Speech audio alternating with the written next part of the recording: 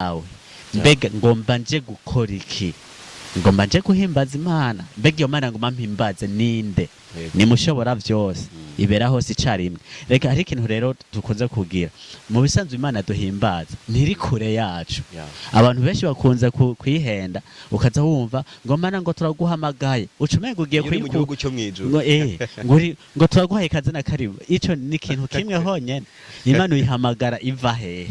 Tarsis Hope Ministry TV ni umuryango washinzwe ugamije gufasha abakene, imfubyi n'abapfakazi batagira kirengera, abana baba mwibarabara, abasangwa butaka, abarwariye mu bitaro ndetse n'imfungwa. Nawe nimba hari umusanzu wifuza gutanga, duhamagare cyangwa utwandikire kuri izo nimero ziri kuri screen.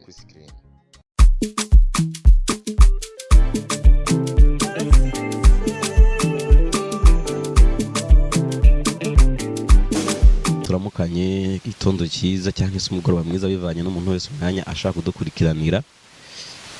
Twebwe twaramutse urugira kandi mwebwe mutahengesha kudukurikirana ku mboneshakure yacu kuko yuko bwije no munsi twongeye ko undi munsi mwiza, undi munsi w'igiciro Imana iba yongeye kutwongera, tukavuga ati nyine reka dukomeze muri rwa rugendo kugenda tuganira n'abakozi b'Imana abo nange batandukanye, abafisi ibyo bamaze mu magrisi abaririmbyi, abamizisiye, abakozi b'Imana nyene by'umwihariko. Uno munsi rero nyine turi hano muri iyo ntumbero. Ni Joseph Uwizeyimana muri kumwe inyuma ya kamera. Imbere ya kamera murabona ko tuhafite umuvandimwe, umushitsi ushaka kuba umaze kumubona, ushaka kuba n'ijya mbere umubonye, nawe niwe tujye kuba turaganira uko ibintu bigiye kugenda. Rero mwege mudukurikirana ni kuri sahandi ni kuri Tarsis Hope Ministry TV. Muzika rero cyane nyene ibigenda icaho ibiganiro bitandukanye bya gospel, ivuga butumwa, abakotegura amabiri matandukanye. Niyo mpamvu no munsi nyine turi kumwe n'uyu muvandimwe rero hano ucumva ko bigenda kose tujye kuba tuganira muri bimwe n'ibindi mu bijanye n'ingabire cyangwa tarazugwaruka cyangwa abandi barukana ka banashaka binjira mu bintu kanaka bakuze, bivanye n'impamvu zimwe na zimwe, bivanye nuko umuntu wese aba yarahamagawe. Niwe rero tujye kuba turi kumwe tuganira. Araza kutwidonda acha tubwira abanashaka n'ahantu tuherereye kuko urabona ko nyene ntituri muri studio kumwe mu bimenyereye, tuba twasohotse nibaza kutubwira adresse y'ahantu turi neza kuko ni wahazi kwa turusha, hanyuma ice tuganira nyene ibyo twumva kuba tuganira kuri teme nkazo cyangwa se zitatu, ibintu bice bigenda neza cyane. Reka tumuramutse je nkaza turi kumwe ngana waca bandamukiriza mwebwe mu dukurikiranye turakuramukije. Nanje ndabaramukije ndamutsa abariko baradukurikirana bose kuri Tarsis Hope Ministry.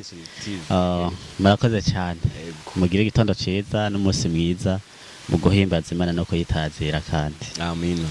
Ku mazina yawe ku bantu bashaka bakonye bwa mbere cyangwa se nabo bashaka ko bamaze kubona baranakwibagiye kuko urazi ko iminsi bari myinshi. Ku mazina yanje nitwa Nahimana Jabo. Yego. Tukaba ubu turi mu kigo ca Eglise Vivante mu Kanyosha, Busoro, aho benshi bakunze kwita mu Gitara. Okay, murabona ko ari ikigo cyiza, ubona ikigo gifite nk'abandi mazu wanashaka ndakorerwa nk'ibitandukanye. Ubona ko bakajaride keza, ubona kabisa ko ari eglise mu majambo make, ubona ko biteguye guhangana na zangaruka twagiye twumva abavandimwe bamwe nange mu Rwanda bahora nabyo kumva ngo eglise itagira parking igomba gufungwa, eglise itagira amazu yo kwakiriramwo iki n'iki, ariko urabona ko nyene bano bo barateguye vraiment, ubona ko ari ahantu hameze neza cyane. Rero umvise ko turi kumwe n'umukozi w'Imana mwitwa Nahimana Jerome. Bino gutuma ko tumusanze ku kigo cyabumva ko rusanzwe yene turi asanzwe akorera imirimo, nibaza ko ariko bimeze. Niho dukorera ibikorwa by'Imana. Tugiye kuba tuganira ku bintu bijanye n'ubuzima bw'icyo twahamagariwe gukora hano mu isi mu gufasha imitima ya benshi. Nicyo kintu nshaka ko tuganira ko. Rero urazi kandi ni kategori nyinshi, ni muri zangabire nyene zose ziba zikenewe ko kugira ngo bikunde dufashe iyo mitima cyangwa se imitima ya benshi igende ikangukira kwizera ubwa bw'Imana cyangwa se kwizera umwami, kugira ngo ibintu bigende neza cyane. Akabazo rero kambere numva usa nkaho topic ambere usa nkaho twotangura kuganira, ndagomba ko twofata cyane ku buzima bwo guhimbaza uno munsi. Ndakivuga gutasunikeye kubaza ngo mwigwi wanyu kuko mwigwi wanyu ndabizi ko muri eglise hari ukuntu bose mubikora by'umwihariko ubuzima bwo guhimbaza mu mashengero atandukanye cyangwa se aho umaze guca nk'umukozi w'Imana ubona buhabwa ikibanza kingana gute? Aho maze guca nk'umukozi w'Imana mbona guhimbaza no gutazira barabiha umwanya munini cyane cyane aha mu gisagara ca Bujumbura barabiha umwanya munini, ariko naho babiha umwanya munini hari igihe usanga ukuntu bariko barabikora usanga bitandukanye. Benshi barabikora nk'uko umenga nk'imico, ariko umutima wo guhimbaza no gutazira ugasanga uri kure rwose. Rero guhimbaza no gutazira ni igikorwa c'imwemu, si igikorwa kigaragara, si ugutamba, si ukuririmba neza, si ukuvuza neza, si ukwambara neza, n'ivyego birimo, ariko ikintu nyamukuru Imana irondera umutima wawe wanje kuruta ikindi kintu cyose. Guhimbaza no gutazira bibera mu mpwemu yacu. Yego. Ico kirumvikana no kuvuga ngo nshobora kuba nzi gukora dance neza, nshobora kuba mfite voice nziza, nshobora kuba nshoboye touche nziza kabisa kuri piano cyangwa se kuri battery, ariko umutima wanje ukiri mu byisi hari. Mu yandi majambo abantu bashaka kubona ko menga ndiko ndabikora neza, ariko Imana yibona ko hari aho ntarashika. Kano kantu waruvuze ati turiko turaba cyane cyane hano mu gisagara uko niho turi no munsi, ati barabiha umwanya munini, ariko nyene cyongera kano kantu ko kuvuga ati hari ukuntu usanga tubikora uko bitagomba kuba bigomba kuba bikoze nkuko ariko turakivuga gutyo. None nk'ubu wewe utomboye ukaronka nk'abantu basanzwe bakora tuvuge nk'aba leaderi nk'akarorero ya ba worship basanzwe bakora ubwo buzima, ni reje jambo ushaka kubabwira kugira ngo bikunde umuntu wese yumve ngo niba mpagaze nk'ubutazira nk'uhimbaza ngomba kuba ameze gutya? Jewe cyo nababwira abo ba worship leader canke abo bakunze kuhagarara imbere yacu baturongora, icyo nababwira nuko guhimbaza Imana ici ikintu ca mbere cyo bomenya, ntushobora guhimbaza udahimbara. Ubwa mbere na mbere ubanza guhimbara uwo muntu, hanyuma ukabona kumuhimbaza. Mu yandi majambo ingeso zanje zigomba kubanza zigashimwa n'Imana, zimaze gushimwa n'Imana rero bikaca aya majambo arakomeye cyane. Ingeso urabaza basi ingeso zanje, imyifato yanje, imyitwarire yanje bitegezwa kubanza kunezereza Imana. Ndika jambo rica rigaruka igihe Yesu yari ahejeje kubatizwa. Ntuze Yohana ahejeje kumubatiza, nkemu Imana yaje mu ishusho y'inuma, havije mu ijuru rivuga ngo nguyu mwana wanje nkunda akampimbara. Rero no mu buzima turimwo, aho ubaye, aho ukorera akazi, aho basi ikibanza cyose wisanzemo, kubera guhimbaza no gutazira ntibifatana n'ikibanza, basi ntibifatana n'aho uri, aho uri hose urahimbaza Imana. Mu byo uri kurakora byose urahimbaza Imana, si ukuririmba nk'uko nabivuze, ariko ingeso zawe, imyitwarire yawe, ukuntu ubana n'abandi, ukuntu uvuga, ukuntu wambara, imico yawe, ibyo byose biri mu guhimbaza Imana. Ibyo rero Imana niyo binezerererwa, bica bituma uyihimbaza byoroshe. Nta kintu gihagurutsa Imana atari kuyihimbaza no kwitazira no kugira umutima yishimiye. Ico nico gikora ku mutima w'Imana kuruta ibindi byose. Hari abantu, hari umuhungu umwe tweze kuganira mu minsi atubwira ati je ngeze kuri stage gusa, ati ntitaye ku by'iki n'iki bindi biza kuba, ati mbona abantu bose batanguye kurira bagahaguruka bagahinda. Ariko mu nyuma ngene kuko iyo twe tubanze kuganira n'umuntu ntiturekeraho, turakomeza tukarondera mbega mu buzima busanzwe mu sose yarabanye n'abantu gutabayeho gute, dusanga rafite tuntu ngene tutari sawa. Nca ndibaza none mbega niba amaze kutubwira yuko wewe hagurutse gusa, abantu bose bagomba kumva ko ari umuntu ahagurutse w'umunyembaraga, noneho ugaca usanga umutima we nkuko tweko turabivuga mu kanya, hari ukuntu umutima we uri kure. Mbega uyu muntu nk'abantu bashaka bamuzi ameze ku kuntu twe twamubonye, eske bahaguruka kubera ko bakunze uwo mutima we cyangwa se bakunze ko ari kararirimba, bahaguruka bisunze iki? Nk'ubu wowe ukuriyumvira uwo muntu abantu bamukunda bahagaze kuko ibivanye no kuntu kwagiye gusanga hanze hari ukuntu ahagaze nabi mu buzima wanashaka bwo gutaza uko ariko turakivuga mu kanya. Basanzwe gaho hariho gukunda umuntu umuntu akaba afise igikundiro imbere y'abantu. Yeah. Ivyo rero kuba ufise igikundiro ntibisobanurwa yuko Imana nayo igukunda. Oya. Kandi kurira ntibisobanurwa yuko uriko urakoreshwa n'Imana. N'ibigumbagumba, hari abantu bakoreshwa n'ibigumbagumba. Arizo bita emotion. Rero izo emotion Imana ntikangwa rega n'amarira. Imana ntikangwa nuko uriko uratwenga. Imana ntikangwa, ariko Imana niyo ngo nabivuze, Imana ishaka uwo mutima wawe. Urumva ivyo wokora vyose uri kure y'ijambo ry'Imana, ici jambo ry'Imana rikubwira canke ingeso zawe zidahwanye n'uwo mutima wo guhimbaza no gutazira, ivyo ikora vyose n'ubusa. Haca hagaruka rya jambo rivuga ngo mva imbere yanje mwabikora bizira. None umva tuba turiko turaruhira iki? Igikomeye nuko tushira umutima wacu imbere y'Imana, tukagira base tukumva inyota, tukagira inyota yo kumva twomatana. Dawudi niwe yavuze neza, idamba rihamagarana n'irindi damba. Iyo bavuze idamba ni bwina mu kiyaga. Rero idamba yiwanje n'idamba y'Imana ni mwemu yiwanje na mwemu w'Imana bigiranira relation, ibikominikana. Nivyo basi birakwegana, ni hahandi we na controle basi umwifata ukabura ukuntu wifata mu gihe warengewe kubera winjiye mw'idamba ibwina. Kandi ivyo naho uri kurabikora hari akantu kaje kaza kuri kirya kibazo waruhejeje kumbaza. Reka twebwe ntituhimbaza Imana canke turirimbira Imana kugira twemeze abantu. Twebwe turirimbira Imana canke tuvuga ijambo ry'Imana twigisha abantu kugira dushitse ico data yadutumye hano kw'isi. Bivuze ngo rero iyo umuntu yimaze kwiyumvira uko kuntu umva nimwe kariyumvira hari rya bikora muri system yo kwemeza abantu babone kumva investor cyamamare.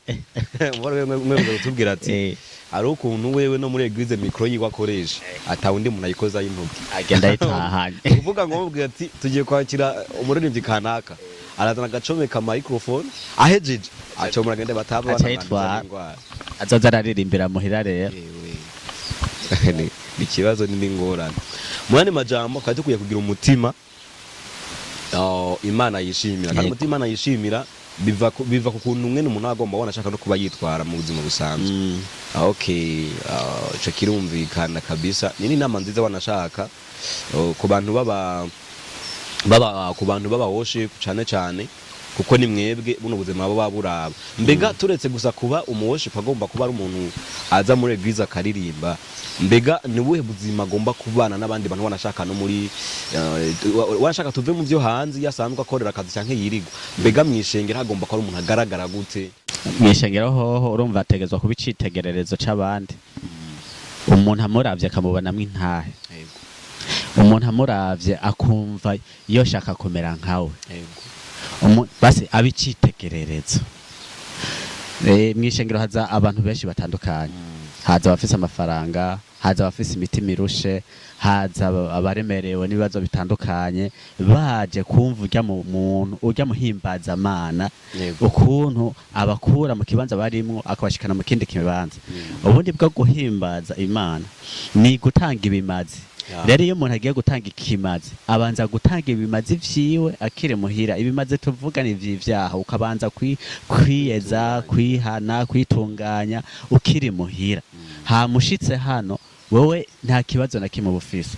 Nibisigura yuko uba ufise inzara, waraye inzara, atajana ufise mu mufuko, uri kuravugwa naho hogira ikivyutse ngaho, wewe utegerezwa kuja hejuru yavyo kubera uba wamaze kugira iki kuvyitegurira nk'umuhimbaza Mana. Wewe utegerezwa kuja hejuru y'imisozi. Imisozi n'ibigeragezo, kandi umuhimbaza Mana rero ahura n'ibigeragezo vyinshi. Ariko ikija kugaragaza ariko uri umuhimbaza Mana nuko ivyo bigeragezo nyene uco bibwira ijambo ati ewe ceceka jewe ndi umwana w'Imana. Aha kantu rero arakantu uvuze nitanibuka ikintu kimwe je nkunda kwiyumvira kenshi nk'iyo tuko dutembera muri kano kazi kacu tuvuganira n'abantu namwe ku bintu bitandukanye. Hari ukuntu usanga uno munsi hari ikintu waruvuze mu kaje uvuga ngo umuntu mbere kuja mwishengero cyangwa se nk'umuntu wo mu worship hari ubuzima bwawe ugomba kwanza kubaka muhira ukitunganya uri muhira kugira ngo bikunde uze kuza ko kuri mwico kirere kandi ibyo nshire birumvikana. Ariko rero ari ikintu kimwe nigeze kubona tuvuge twebwe umuririmbyi yaririmbye abantu basenze babaye mu kirere kanaka wabonye ko ibintu byari bimeze neza cyane. Ariko cagihe umuntu abafise programme yivuga butumwa uwo musaje kuvuga ubutumwa yahamagara abantu baza kwihana cyangwa se kujya kuntu baza gufuka abantu mu mashengero murabizi baza bakabwira ati urabibona nyene kujya kuntu biba bimeze. Ntita mbona hariho abantu bamwe bari muri ca kirere bariko bakoreramo nabo bisanze bajanye n'ishengero bagiye gusengirwa nk'abantu b'abanyabyaha cyangwa se nk'abantu bagiye kuba basa nkaho bihana. Hari ukuntu babasenga bakabatuza amajambo kanaka. Rero vuze cyo cyane bimvira ati none uyu muntu eske aba yarashoboye kubaka ikirere ciwe muri wa mwanya kugira aze kwisanga kwishengero ibintu bimeze neza. Biba bimeze gute kugira umuntu uyo mu bisanzwe ntabarakura mu buryo bw'impyembe. Abakiri bebe spirituel ntabatahura ivyarimo. Kwihana si bibi. Ariko umuntu yihana rimwe. Kwatura hajye bahamagaye umuntu bagenda imbere kwa kira Yesu Kristo mwami n'umukiza. Nibisaba yuko wowe uri mu worshiper ugenda. Wowe ucumenya umenya ati ego je ndaziko na dekonye ndaziko nakoze ivyaka naka nica kintu nari mpejeje kuvuga ivyo navyo banza kubikorera hehe muhira usanga uri ndani mishingira. None gasha namba nawe utarakizwa namba utarakira Yesu Kristo mwami n'umukiza namba utaracika umwana w'Imana ugatuja kuri podium ngo tuduze ibiganza ugatududuza kwibiganza namba waraye gusambana namba waraye kuyiba kubera uri hajya kuri podium ibiganza vyawe ubizana uje guheza uri umukozi w'Imana. Aka kantu wanashaka aba worship bo bamwe nange banakumve kano kantu bakumve ko nubaye n'inyigisho cyane kuri bo aha kumiza urumva ukuduza ibiganza hari impyemi ikorera muri wewe uburongitse mu bishengero. None nanye dusubima gato bivuye na kwa kuntu wewe wateguye muhira na bwa buzima twavuga mu kanya umuntu agomba kuba burya buzima bwo kubamo nabo uri mu buzima bwejejwe ukiza ngaho kuri podium uvuze ati duze ibiganza kubara mu guhimbaza no gutazira dutegezwa kuduza ibiganza ivyo kugira ngo duhimane icubahiro ubigaragaza yuko udashoboye. Ariko wewe muri uko kuduza ibiganza ubwishengero duza ibiganza hari ubundi bushobozi buriko buva muri wewe buriko bwinjira mu ishengero ni kumenya ubwo bushobozi mbega nubuva ku Mana canke buva kuri Satani. Kandi hantu igaze gusoma ijambo rivuga ngo ivyuzuye umutero n'ijya kwa gatuma mu kanwa yanitse gusa ndumva ko ndagiuka. Kandi majambo rero ibyo bafise mu mutima nijye bagomba no guhabana nivyo asohora numva haba harimo n'ikibazo rero ku kinene ku bantu batashobora kumenya ko bakabona ubuzima abantu b'Imana no kuvuga ngo ikintu kimwe kiba gihari wowe uri umurideri cyangwa se warashaka no mu worship bisanzwe siko mvuze umurideri mvuze ba bantu badufasha nyene mu kuririmba ariko nawe uri hajya wanashaka nawe muntu usanzwe uwo waje gusenga bisanzwe ugomba kubaho mu kumenya mu kubaka ubuzima bwawe mu kugira ngo wanashaka ibintu nawe ukomeze kwisanga uri mu buzima bw'ikirere nk'icy'abandi bantu bose babamo. No kuvuga ngo kwico kintu rero icugira wanashaka n'akantu cugenera abantu basanzwe ari aba worship ariko bataramenya mu buzima bataramenya ukuntu ashaka gutegura ikirere ko wanashaka je ikintu nahuye n'ikimwe hari ukuntu umuntu aba mu bintu ataramenya gutegura ikirere agomba gukoreramo kuko buno buzima ariko tuganimaza ko biza mu gutegura ikirere cugira ikintu ugendera nk'umuntu wo mu worship ataramenya gutegura ikirere hava akoreramo. Yes reka twifashishije ijambo ry'Imana dusanga muri Zaburi y'150 avuga ngo haleluya mushimire Imana hera hayo muyishimire no mu kirere cyuzuye ubushobozi bwayo. Urumva tuyishimire no mu kirere cyuzuye ubushobozi bwayo. Ikirere ntituvuze hariya mu bicu ni atmosphere ni ahantu uri mu bushobozi bwayo. Umva tushimire Imana ahera hayo tuyishimire no mu kirere cy'ubushobozi bwayo. Mu gihe udashimiye Imana mu kirere cy'ubushobozi bwayo hari kirinde kirere burimwo ushobora kuba uri mu kirere cy'ubushobozi bwa Satani.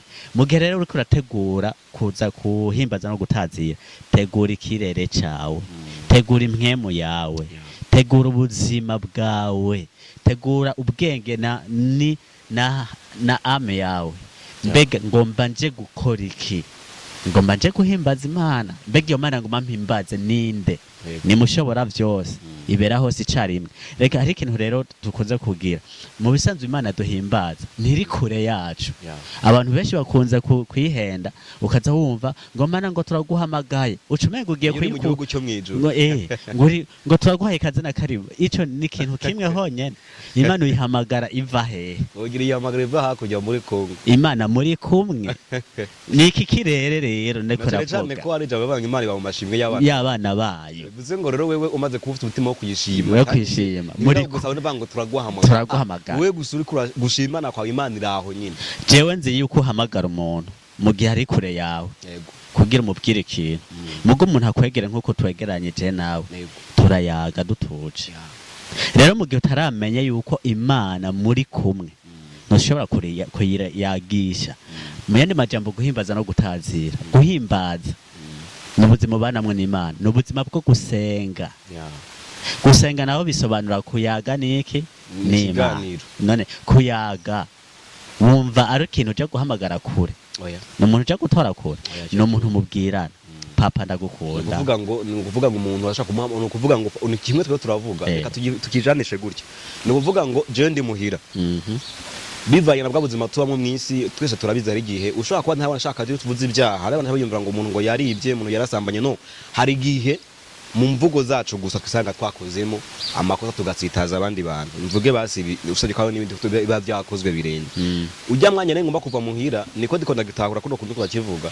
Isengesho nkora cyangwa se kunegura ikirere kimwe ngo tubya gutegura ikirere.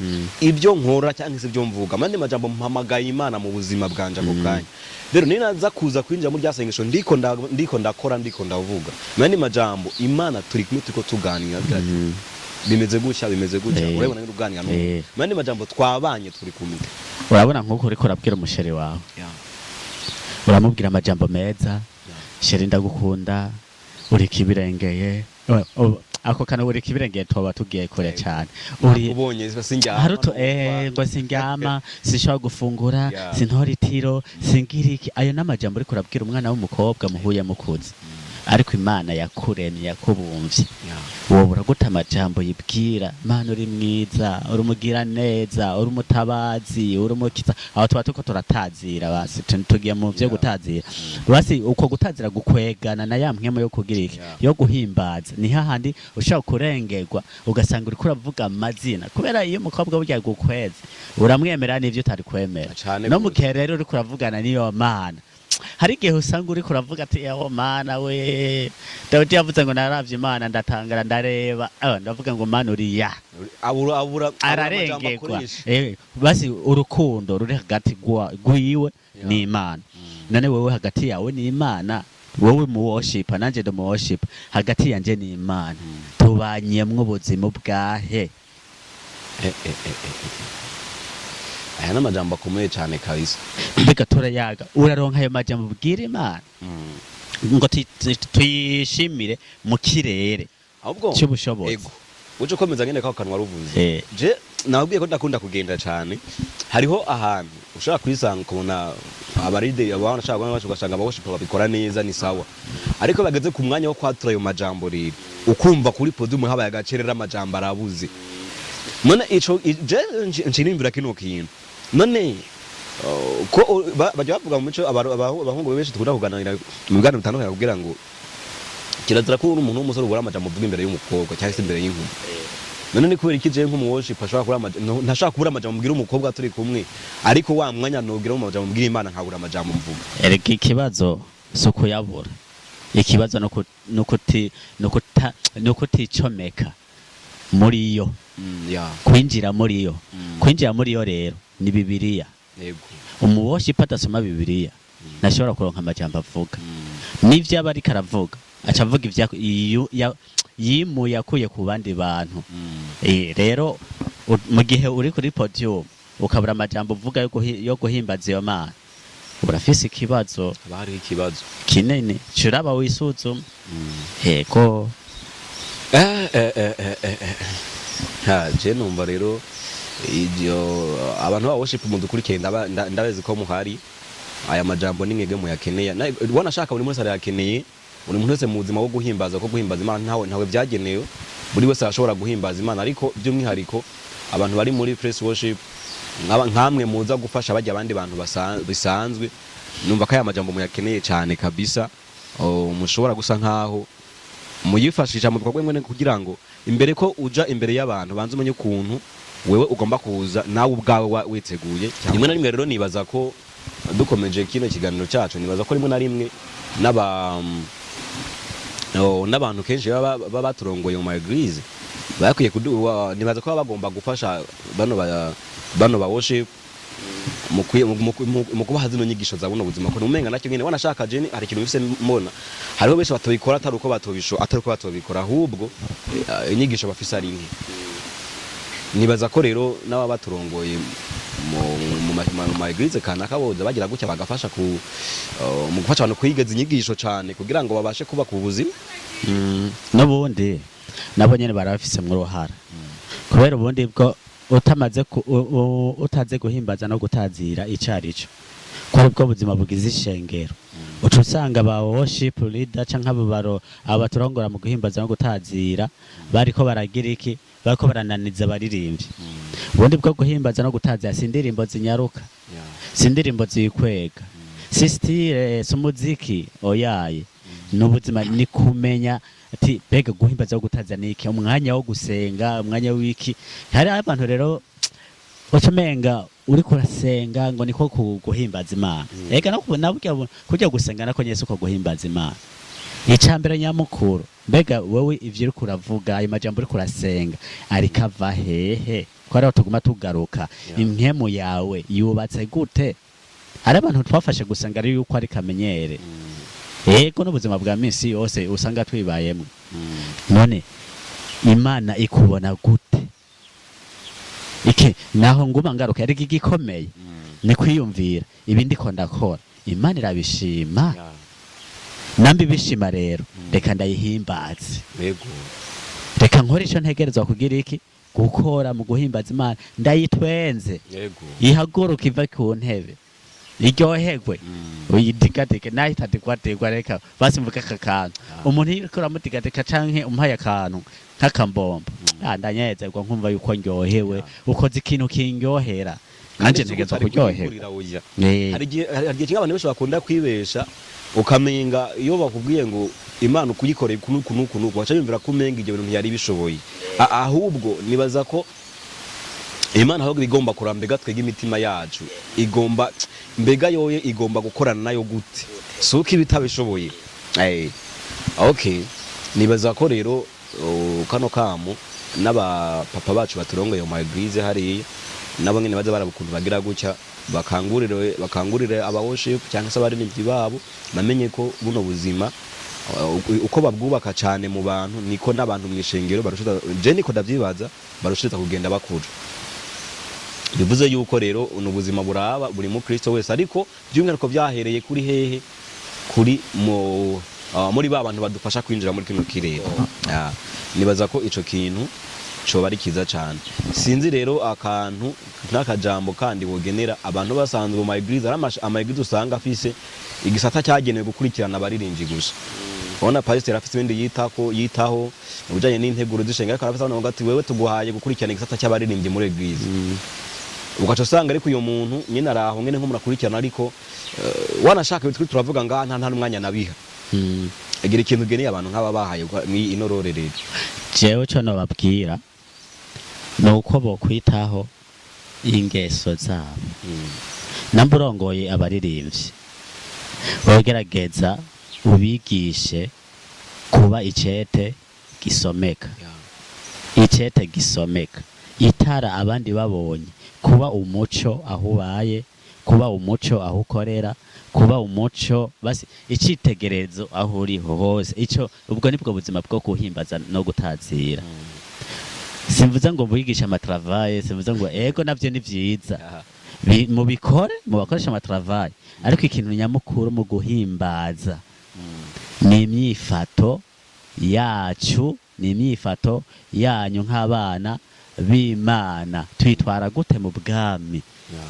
comportement zacu uraza abakobwa bacu n'abahungu bacu mu guhimbaza no gutazira benshi hari abagenda bagiye kuronderana yego ugasanga harimwo bariko baratezanya madakadara ba worship leader ugasanga hari abari mu ngeso zitandukanye urusaku ruri mu baririmbyi ivyo rero ivyo ntibigaragaza ubuzima bwo guhimbaza uyaye ubwo n'ubuzima bw'akajagari yego guhimbaza no gutazira ni imyifato yawe ni ingeso zawe ni imyambarire yawe ni ukuntu witwara ni ukuntu uvuga kandi rero ivyo ntubikorera mu ishengero gusa aho ubaye aho wiga n'ubuzima bwa misi yose aho uri hose urahimbaza Imana guhimbaza Imana ntibifatanye n'ikibanza urimwo hari abantu bazi yuko guhimbaza Imana yihimbariza mu ishengero oya ariko benshi niko banabiza ahubwo nawe karuco nakaduka ko tunasoza n'ikiganiro cyacu usobanura ukuntu ubuzima mbega agomba kuba bwubaka gute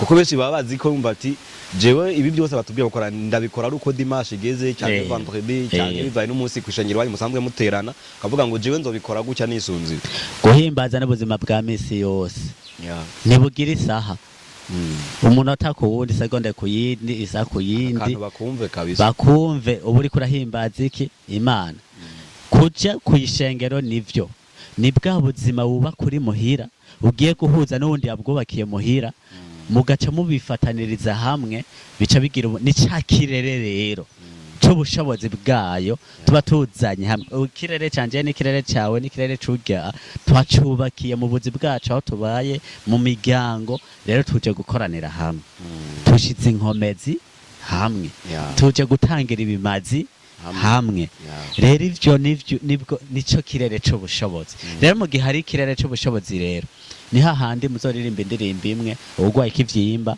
agacakira ubugwaye malaria agacakira uwaje amenetse umutwe agacakira ariko ukaca usanga benshi twebwe twaje guhimbaza gutazira aho kuruhukira tutashe tubabaye kandi ico ni kibazo kabisa tegura ubuzima bwawe ukiri muhira rero abo baturongoye ni batwigisha ukuntu dukwiye kwitwara yego kwitwara apana kuririmba kwitwara hanyuma ivyo kuririmba babitravaye mu nyuma comportement z'umu worship mu worship akwiye kwitwara gute uzohava wisanga agenda ngendana na Fizo ngendana na Satpi ngendana na Bakiriku nabo yego bariko barakora igikorwa unyibukije ibintu byinshi twofata umunsi wose none ngaho mise numva ibintu bibaye byinshi cyane kuko nshiribuka ibintu byinshi cyane ariko kubera ko nyene n'umwanya wagenda ikiganiro cyacu nawe usanga uja ku musozo jewe icyo no gusaba bikunze twemere ko ngere duhundi ikindi gihe twinjira kuri buno numva yabaye na topic ndende hari byinshi numva nashaka ko tuvuga ariko baye ngombwa ngene ko dufata ino ritime kubera ko nicyo cyubatse ubuzima ru Kristo nicyo cyubatse ubuzima ko anashaka n'umwegeze kutubwira ati ibyo kuvuga ubutumwa bizohera ibindi byose bihera ariko ngo guhimbaza niko kizokwama gihari no mwijuru bivuze ngo rero kino kintu twavuzeho ni kintu cyagutse cyane kose rero je kuganira gusaba yuko uwo undi mwanya tukazoganira cyane tukacyagura abanashaka bibaye ngo tugatumira n'undi muntu tukaba tubafise muri 2 cyangwa 3 tukakora deba kuri kino gikorwa kubera ko abenshi bariko bagikora mu nk'umunyenga ariko niba ariko barubaka ubwo buzima ko bigomba kugenda cyane rero twe tuba duhari nk'imbonesha kuro cyangwa se nk'amatribe atandukanye kugira ngo tugende twubaka bimwe na bimwe mu buzima ubu cyangwa se ubundi murabizi ko duca muri cyane dukora byinshi ariko tuba tugomba kujya tuvuga ngo twubake ikintu gifadika umuntu ashobora kwisanga ashobora kumva uko ashobora kubaka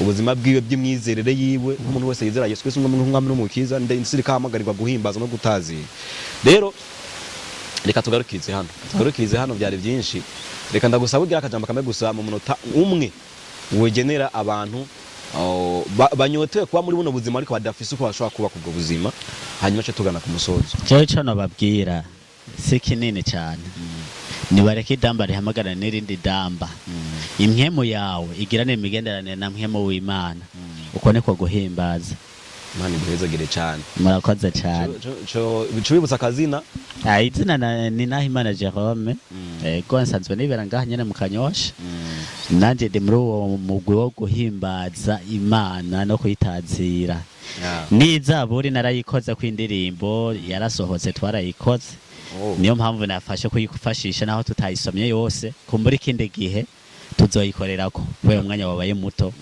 Imana ibahezagire cyane. Urakoze cyane uzanye muri deba yuko hari indirimbo zamaze gusohoka nabyo twari tuzi, ariko ikintu cyo nyine gusa gihari.